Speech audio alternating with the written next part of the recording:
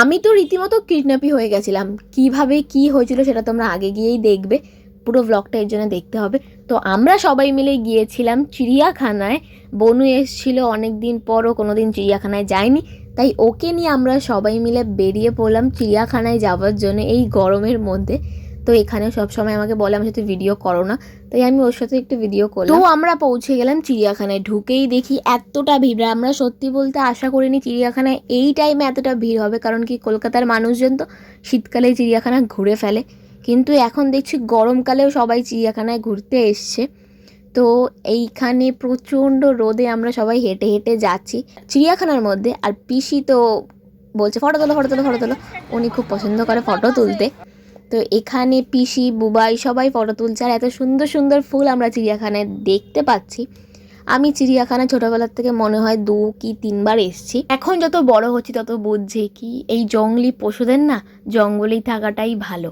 এইখানে না ওরা খুলে বাঁচতে পারে না, হয়তো আমাদের এখানে খুব ভালো যত্ন সহকারে ওদেরকে রাখা হয়, কিন্তু ওদের না জঙ্গলে ওরা ভালো থাকে। ওদেরকে এইভাবে আটকে রাখাটা আমার পার্সোনালি পছন্দ হয় না। আমাদের ইন্ডিয়ায় অনেক ভালো ব্যবস্থা আছে এদের জন্য, অনেক ভালোভাবে এদেরকে এখানে রাখা হয়, কিন্তু তাও আমি পছন্দ করি না এইভাবে রাখাটা। তো যাই হোক, এখানে আমরা 3 ভাই বোন আমরা বেশ মজা করেছি, কারণ কি অনেক দিন পর পরিবারের সবাই মিলে বেরিয়েছি, তো বেশ ভালোই লাগছে আমাদের। তো এখানে মামি কিসের ভিডিও করছিল, আমিও গিয়ে দেখলাম, এটা হাসছিল এখানে। আর এখানে দিয়া খুব একটা ইম্পর্টেন্ট কথা বলছিল আমাকে, আমার মনে নেই কী বলছিল।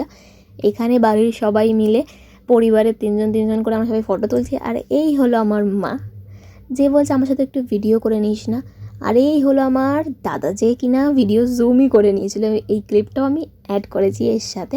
আর এই হলো বাগান, আমার মা পিসিরা সবাই ফুল দেখলেই ফটো তোলে, আর আমি কানে গুঁজি। আর এই প্রথমবার আমি সাপের ঘর খোলা পেয়েছি, কারণ কি আগে যতবার এসেছি ততবার ঠান্ডাতে এসেছি, তখন সাপেরা শীত ঘুমে যায় বলে সাপের ঘর বন্ধ থাকে।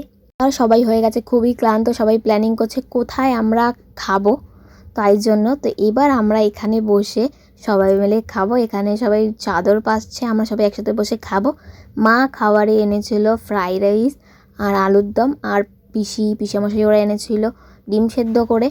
তো আমাদের এখানে সবাই মিলে এবার আমরা বসে এখন খাবো, খেয়ে দিয়ে তারপর আমরা যাব আবার ঘুরতে, বাকি সব যা যা দেখা বাকি সবাই তাড়াতাড়ি খেয়ে নিলাম। খেয়ে দিয়ে আমরা সবাই বেরিয়ে পড়লাম, আর যা যা আমাদের বাকি আছে সেইগুলো দেখতে হবে। তাই জন্যে এমন অনেক কান্ট্রিজ আছে যেখানে পশু পাখিদের সাথে ফটো তোলার ব্যবস্থাও রয়েছে, যেমন থাইল্যান্ড, দুবাই, সেই সব জায়গায় নাকি বাঘদেরকে ড্রাগস দিয়ে বসিয়ে রাখা হয়। আমাদের মতো ট্যুরিস্টদের মনোরঞ্জন করার জন্য, একটুখানি টাইমের জন্য ওদেরকে এতটা কষ্ট সহ্য করতে হয়। এই পশু পাখিদের এইভাবে অত্যাচার করা হচ্ছে সেই সব কান্ট্রিতে। এইগুলোর জন্যে কোনো না কোনোভাবে আমরাই দায়ী। আমাদের মতো ট্যুরিস্টরা যদি সেখানে না যেত, সেই সব ব্যাপারগুলোকে যদি এন্টারটেন না করতো, তাহলে হয়তো সেইগুলো চলতো না। যেমন আমরা সবাই চিড়িয়াখানায় আসছি, তাই বলেই তো চিড়িয়াখানাটা চলছে। আমরা যদি না আসতাম তাহলে হয়তো চিড়িয়াখানাটা বন্ধ হয়ে যেত। এই পশু পাখিদের আবার হয়তো তাদের জঙ্গলে ছেড়ে দেওয়া হতো, হয়তো, আমি জানি না ঠিক। আমি একা বলে তো কিছু হবে না। তো যাই হোক, এখানে আমাদের ভাগ্যটা এতই ভালো ছিল, ময়ূর সেদিনকার পেখম মেলেছিল। আর সত্যি বলতে মনে হচ্ছিল ও ট্রেন্ড পুরো, কারণ কি ও পুরো ঘুরে ঘুরে আমাদের দেখাচ্ছিল, ওর পালকটা সবাইকে দেখাচ্ছিল, আমাদের একা নয়।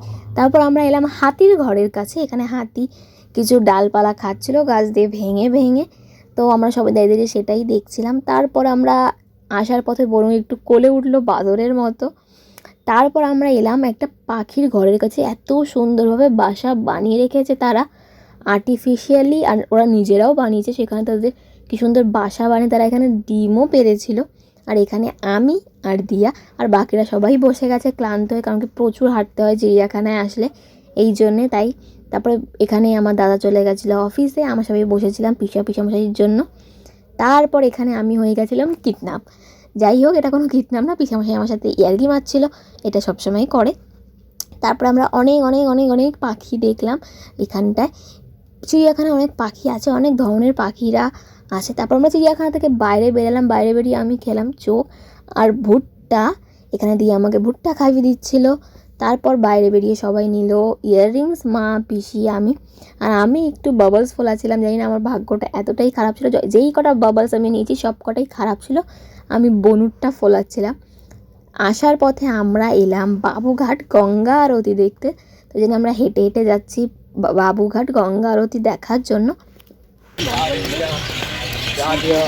খালি আছে দাও বল, অনেকটা খালি আছে, এখন শুরু হয়নি না।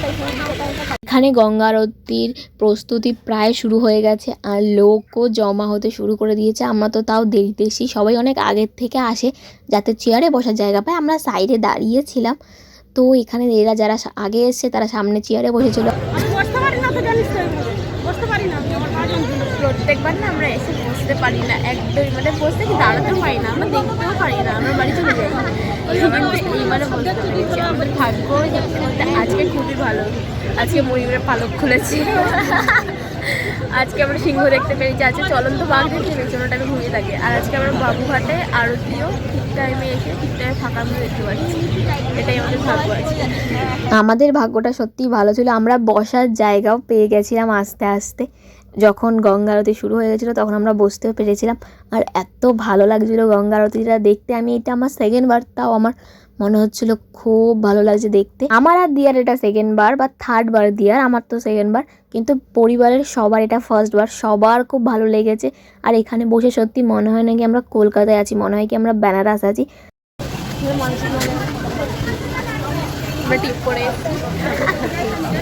মা গঙ্গার মন্দিরের পিছনে ছিল একটা শিব মন্দিরও, আমরা সেখানেও এলাম। হেঁটে হেঁটে যাওয়ার পথে আমাদের পড়লো ইডেন গার্ডেন। সত্যি বলতে একটা ক্রিকেট প্রেমী হিসেবে ইডেন গার্ডেন আমাদের কাছে একটা ইমোশন। আমি কোনো দিন যাইনি ঠিকই, কিন্তু আমার সত্যি দেখতে খুব ভালো লাগে দূর থেকে। আমি এই ফিলিংসটা বলে বোঝাতে পারবো না।